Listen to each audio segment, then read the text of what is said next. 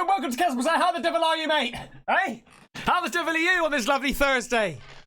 Today, we're going to go over to Mr. Ballen's channel, okay? Make sure you go over to his channel, subscribe, and do the thing.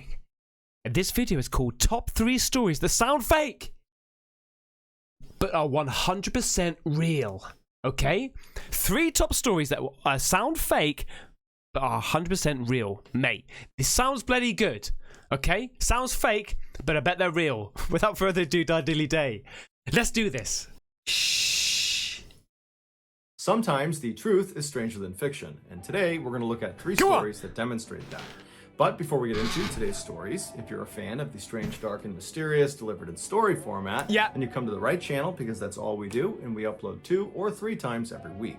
So if that's of interest to you, please replace all of the like button's Windex with olive oil. Also, please subscribe to our channel and turn on all notifications so you don't miss any of our weekly uploads. Done it. All right, let's get into today's And you stories. should too.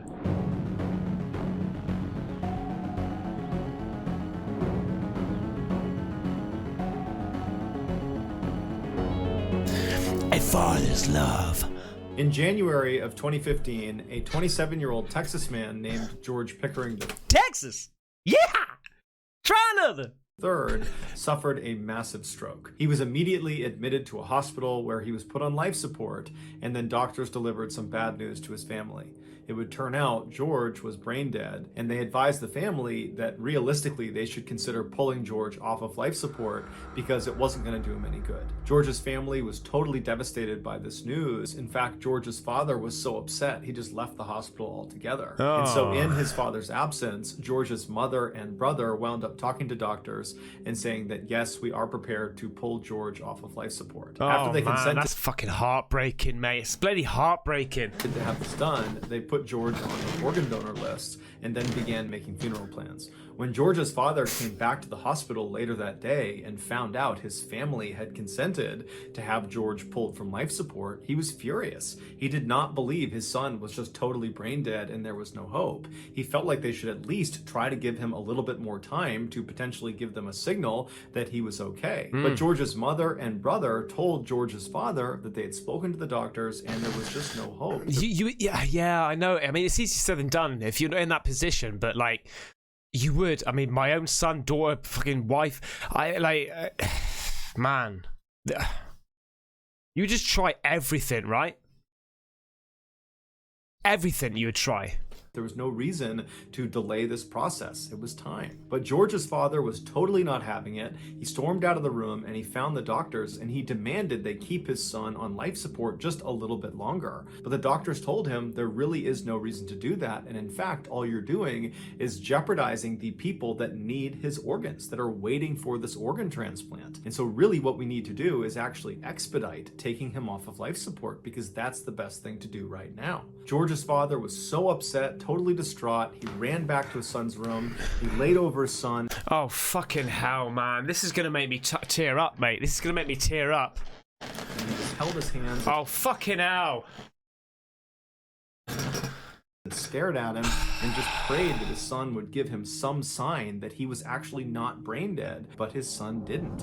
And before long, the doctors began filtering into the room to begin the procedure of removing his son from life support. And when they came in the room, George's father kind of snapped. He ran out of the room, he ran out of the hospital, he went out to his car and he got his gun, and then ran back into the hospital, back into his son's room, and aimed the gun at the doctors and ordered them to stop what they were doing and leave the room immediately. And so the doctors had not actually begun removing George from life support, so he's still on life support. And so once the doctors and everyone left the room, George's father walked over, he locked the door, and then for the next several hours, he just kept his gun aimed at the door as he laid over his son and just kept looking down in hopes that his son would give him some sign that he was not brain dead. And so finally, when the SWAT team arrived and was stacking up outside the door in the hallway, they began yelling into the room for George's father to put the gun down and let them come in. And George's father the whole time is just looking down at his son, hoping and praying that his son is just going to do something.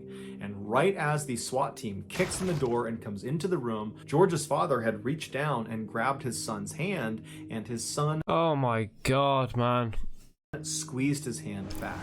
And as soon as his father felt that, he dropped the gun and he surrendered peacefully to the SWAT team. And then the SWAT team put George's father on the ground. And as he's being detained, George's father is yelling for the doctors to come in the room. My son is okay. And sure enough, when the doctors came in the room, George was okay. He was moving his hand, his eyes were open, he was making good eye contact. What the fuck? And before long, he made a totally full recovery. He would later be told that had his father not stepped in when he did... Mate, I've got shivers all over, mate. Look at the state of that. Hey? Look at the state of that. Holy shit, man. Holy moly. What the hell? Oh my God. Oh. Imagine the other members of the family as well. Like what they must be thinking, that they were gonna pull the plug. Holy shit. And bought him those extra few hours on life support, George would have died. Like, what happened to the bloody, like, the fucking, the x-rays and shit and the tests? It was bloody brain dead, mate. Like, what? Did they swap the fucking pictures around or something? What the hell? How can you make that mistake? Like, I don't know, man. I don't know. How can a brain go from brain dead to just alive, functioning perfectly? What the F, mate?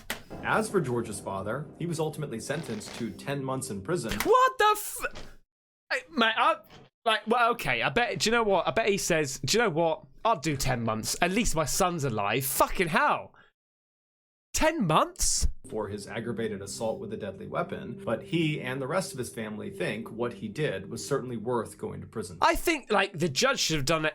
Okay, yeah, you're flying around a gun, loaded probably. Okay, yeah, but Jesus, man.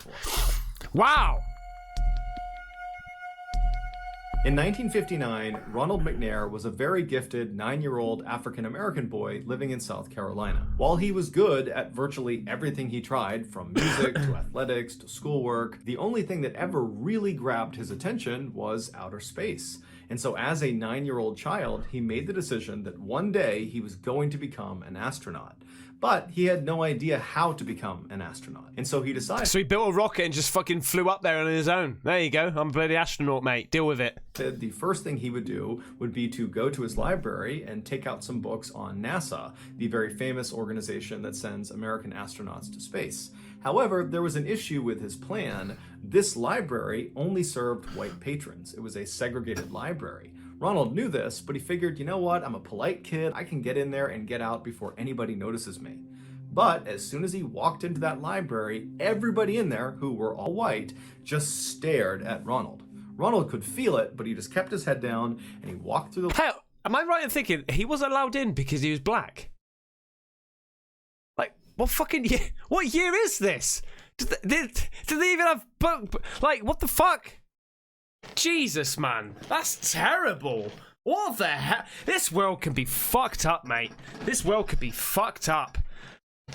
Christ, to be fair though, back there, it wasn't even that long ago. If you think about it, what long ago? The library, he got to the science section, he grabbed a couple books he wanted, and then he walked back to the counter and he put them up, and he very politely asked the librarian, who was also white, if he could check these books out. And this librarian looks at him and says, "Young man, you better get out of here before I call the police." And I would be like, "Fuck you, bitch!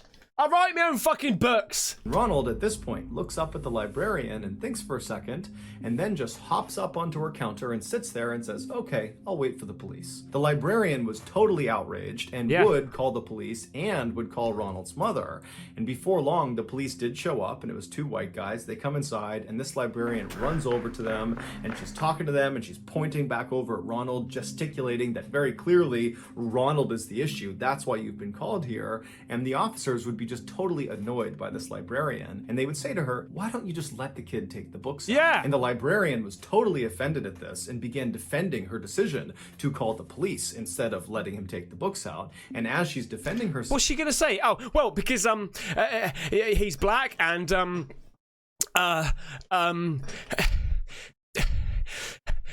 and he's black and he should be reading books because he's black. twat. Ronald's mother comes running into the library. She runs over to her son to make sure he's okay, and then she looks up at the police officers and this librarian to try to figure out what's going on. And at this point, the police officers are just totally over it, and they turn to the librarian and they say, hang on, he's not a police officer. He's not a bloody police officer, mate. Who's he? I'm fucking that haunted bloody film. I should know this. you know what? You really ought to let him take the books out. And then the officers just turned around and left. The librarian was not about to just let him take the books. She was still very upset. And so she storms over to Ronald's mother and she says to her, you shouldn't let your son come in here. And at this, Ronald's mother is looking at this librarian who's totally upset, and she looks down at her son who's got his head down, and then she notices the few books on the counter about space. And she was aware of Ronald's love for outer space, and she put together what had happened. That's fucking heartbreaking, mate. A 9-year-old kid wants to get books all about space. Wow, like, okay, I must be so ignorant. I mean, I'm not ignorant to the fact. I know the racism and everything like that, but Jesus, it's just when you hear it, you know, it just hits hard when you actually hear it about back then when it was that hardcore. Like, you know, Jesus Christ, man, it's like nowadays. I don't even want to get into it, but it's just pathetic. And after thinking about it for a moment, she looks up at this librarian and she just says, well, since he's here already, can he take out those books? He'll take good care of them. The librarian is still totally furious, but knows this is a losing fight. And so very reluctantly, with a scowl on her face, she grabs the books and she jams them into Ronald's arms. And Ronald's mother nudges Ronald and says, what do you say? And Ronald, while holding all of his new books about NASA, thanks, bitch! NASA and space, looks up at the librarian and smiles and says, thank you, ma'am. And then he and his mom turn around and they leave. Ronald would go on to earn his PhD in physics from MIT, one of the most prestigious universities in the world. And after graduation, he was picked up by NASA to become an astronaut. Yeah, man! Yes, mate! That's what I'm talking about! That's what I'm talking about, mate! In 1984, Ronald went into outer space. He was actually the second African American to ever go into outer space. And while he was in orbit, apparently he played his saxophone for his crew. And then in 1986, Ronald was chosen again to go on another mission to outer space. But tragically, 73 seconds after takeoff, their space shuttle, the Challenger, exploded, killing Ronald and 6 other astronauts. Oh, no. Oh, fucking hell. No.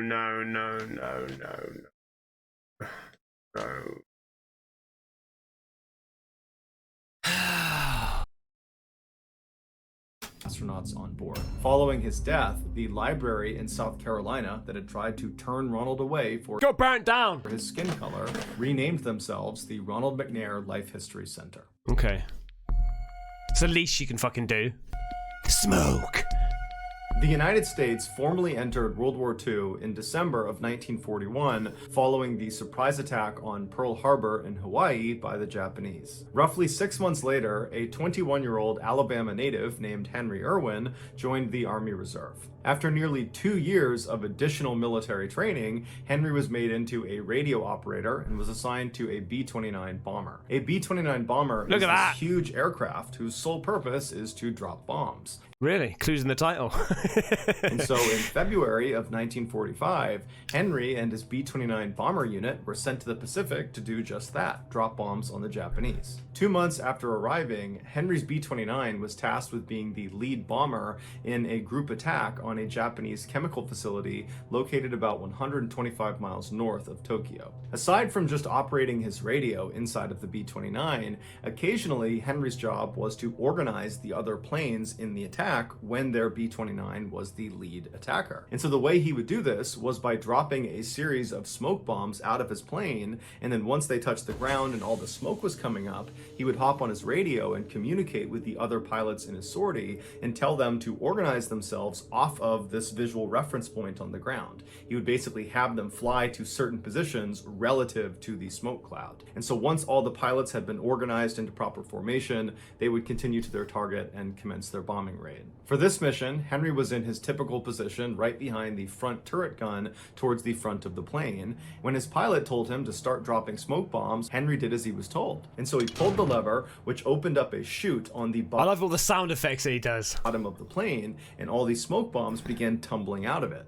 Now, as soon as he pulled that lever, all of these smoke bombs that were in that particular chute were ignited. They were on a timed fuse, and so they would tumble out of the plane, and then before hitting the ground, they would ignite, and then smoke would start billowing out of them. So it doesn't smoke up on impact. Right, okay. But for some reason, after he pulled that lever, a couple of the smoke bombs fell out of the chute, but one of them kind of got turned around, and as it tumbled down, it kind of caught itself on the lip and bounced back up into the plane, and it struck Henry square in the face, shattering his nose, and then it ignited and literally lit Henry's face on fire, which instantly blinded him. Smoke bombs are not considered lethal devices because they do not explode the way typical bombs do. However, make no mistake about it, you would not want to be near a military-grade smoke bomb when it went off. In order for it to Not really, mate.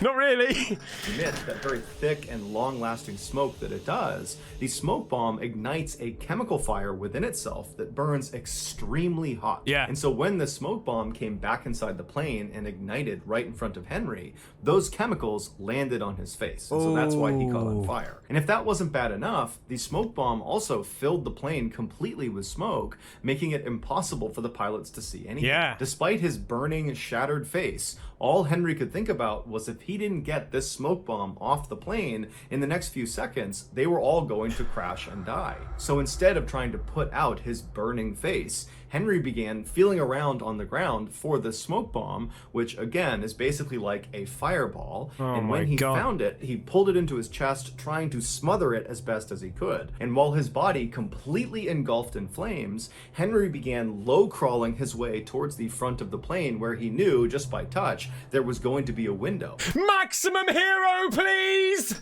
And so as he agonizingly crawled, he's on fire, he finally gets to this window, he can feel it above him, and he manages to lift the smoke bomb up and throws it out the window.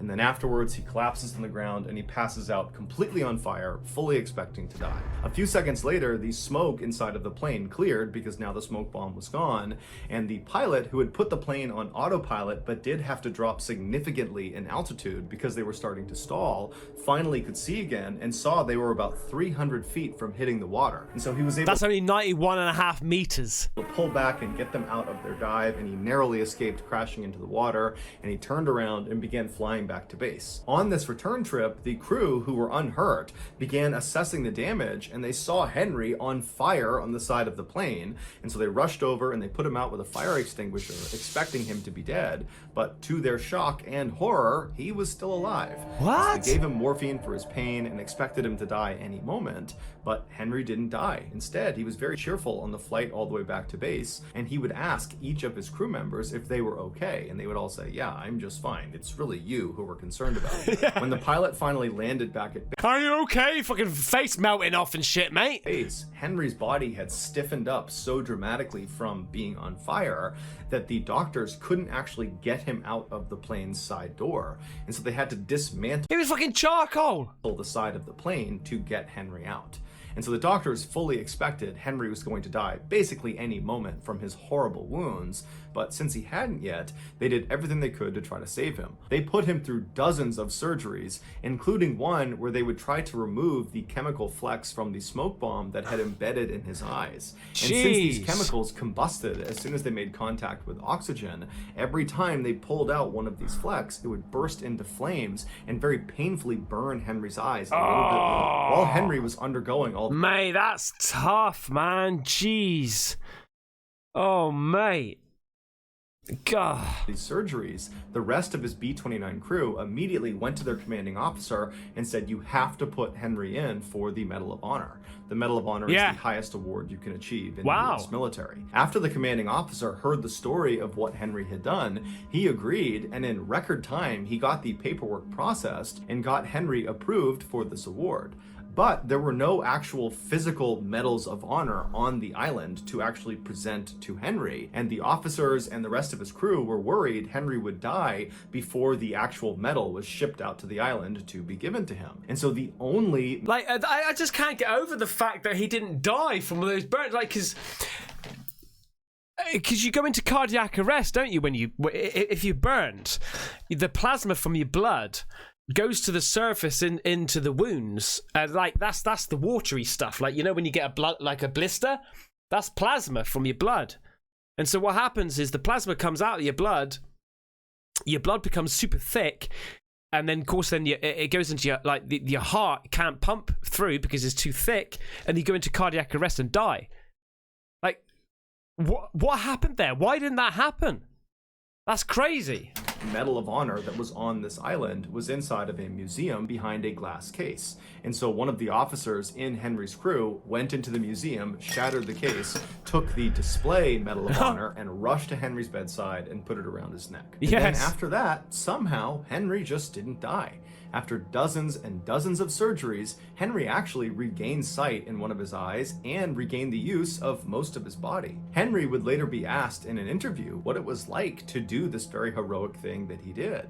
And he would say, well, you know, I only moved the bomb 13 feet, but 13 feet feels like 13 miles when you're on fire. Henry would go on to be honorably discharged from the military, and he would spend the next 37 years working closely with other burn victims, trying to keep them positive and optimistic about their recovery. He would also go on to have 4 children, one of which became an Alabama state senator. In 2002, Henry died of natural causes at the age of 80. So that's going to do it. Wow, mate. Like, that's a proper hero.